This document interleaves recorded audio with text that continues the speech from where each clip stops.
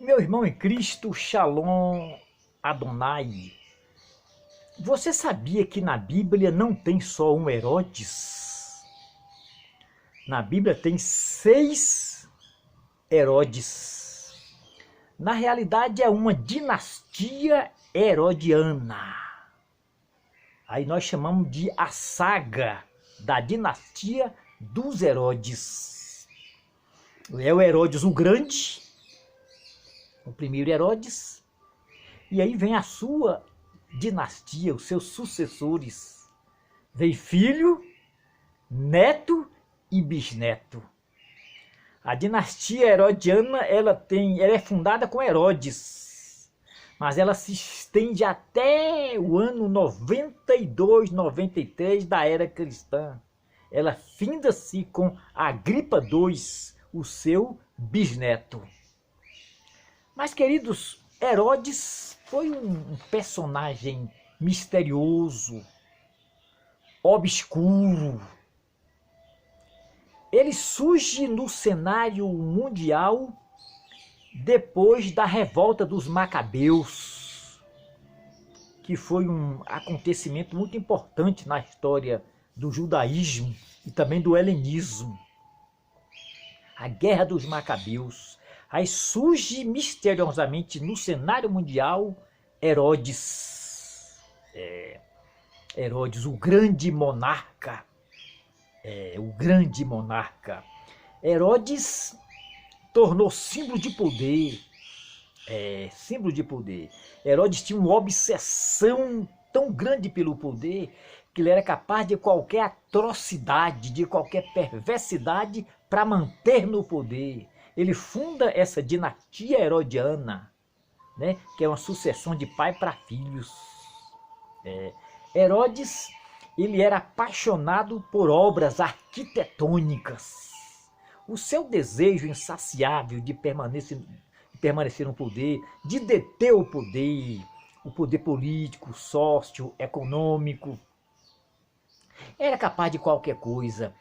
Ele fez grandes empreendimentos. O Templo de Salomão, por exemplo, foi ele que revitalizou o Templo de Salomão. Tornou-se o Templo de Salomão uma grande maravilha da antiguidade.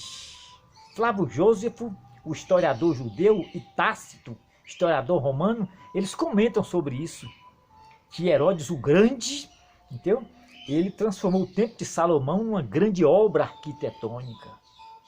E não foi só o Templo de Salomão, não. Foi o templo também que ele construiu e edificou em homenagem a Augusto, Otávio Augusto, o divino, o homem que se deificou, o homem que se divinizou e foi adorado. Nessa transição de Roma republicana para imperialismo, então nessa transição é que surge o primeiro imperador, Augusto.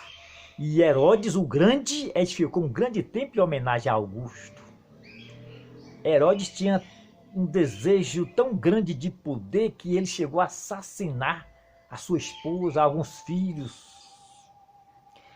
E quando Herodes soube que nasceu o menino Jesus, isso suscitou nele um certo medo e ódio.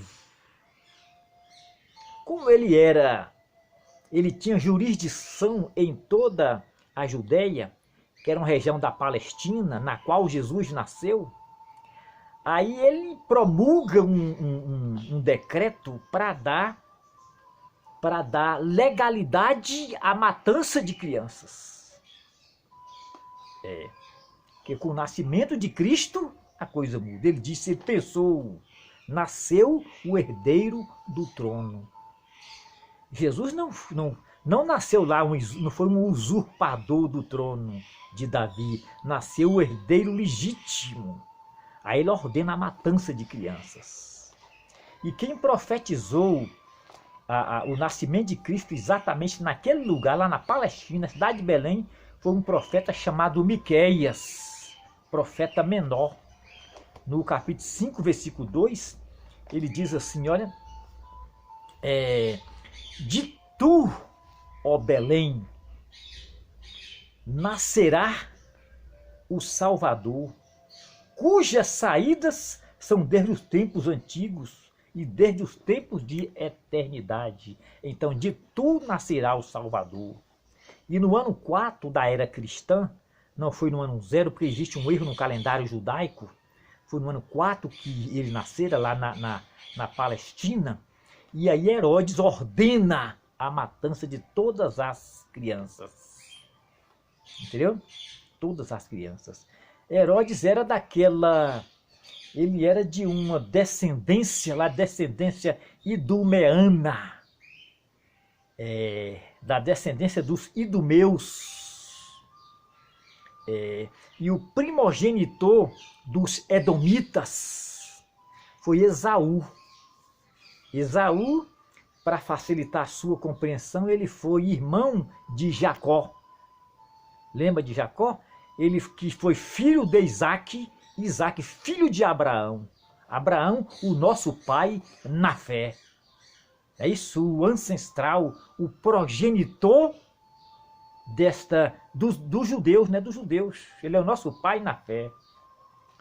E Herodes o Grande sentiu-se ameaçado com o nascimento do menino Jesus, porque a sua glória é indivisível, o seu trono é inegociável.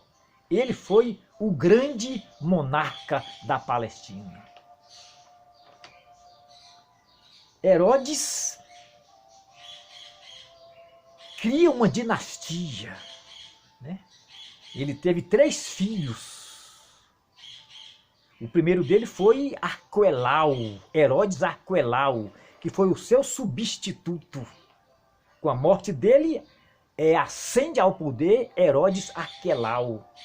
E ele passou a ter jurisdição em toda a Judéia, em toda a Samaria e em toda a Idumeia, que era no caso de três províncias romanas. Ele tinha, a jurisdição dele, o seu campo de atuação era muito vasto, era muito amplo.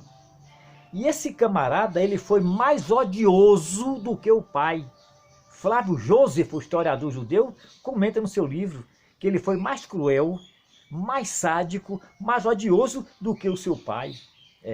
Ele tinha... a sua área de atuação era muito ampla, muito vasta. Ele tinha também sede de poder. Ele fazia tudo para não perder o poder. Mas segundo Flávio Josefo, ele foi exilado pelo imperador romano. Exilado. E aí veio o seu sucessor, o seu substituto, que foi já o segundo filho de Herodes o Grande, que foi Herodes Antipas. Herodes Antipas. Esse Herodes Antipas, ele teve jurisdição em toda a Galileia, Pérea e também Idumeia. Foi esse Herodes Antipas que ordenou a decapitação de João Batista. Quando ameaça o reino, geralmente alguma tragédia acontece. O trono não pode ser ameaçado, porque o poder torna a pessoa, diria assim, que torna a pessoa arrogante, presunçosa. É isso? Ou seja, o poder torna a pessoa dona da verdade. Quando o Herodes Antipas, que segundo Flávio Josefo, ele também foi exilado. Tanto Herodes Arquelau como Herodes Antipas, ambos foram exilados pelos imperadores romanos da época. Aí vem aquele Herodes, o Filipe, né? Herodes Filipe. Esse também foi muito obscuro, mas dizem que foi o menos odioso, o menos cruel. O menos cruel. E ele também fazia qualquer coisa para segurar o poder. Qualquer coisa para segurar o poder entre família. Ele teve jurisdição no norte de Israel. Então várias províncias romanas estavam sob a sua responsabilidade. Então observe que a família herodiana era tal. Era uma família nobre, era a família real. Mas ao morrer Filipe, o terceiro filho de Herodes o Grande, a dinastia não acaba. A dinastia não acaba. Surge o neto de Herodes, Agripa I. Agripa I, filho de Filipe. E este Agripa I é responsável pela morte de Tiago. É ele que transpassa Tiago ao meio. Quando morre Agripa I, vem o Agripa II, que é o bisneto de Herodes o Grande. E no ano 92 da era cristã ele morre. Aí termina a dinastia dos Herodes. Então você observa aí, Herodes o Grande, Herodes Arquelau, Herodes Antipas, Herodes Filipe, Agripa I e Agripa II. Queridos, você observa-se que existe nos dias atuais uma certa dinastia também, que é uma sucessão de pai para filho. Quando um pastor deixa o seu ministério, deixa as atividades pastorais, quem levanta um substituto tem que ser Deus. É Deus que vai levantar um sucessor, mas geralmente isso não acontece. Quem levanta um sucessor é o próprio líder. Quando aquele cara já se sente assim, já fragilizado, né?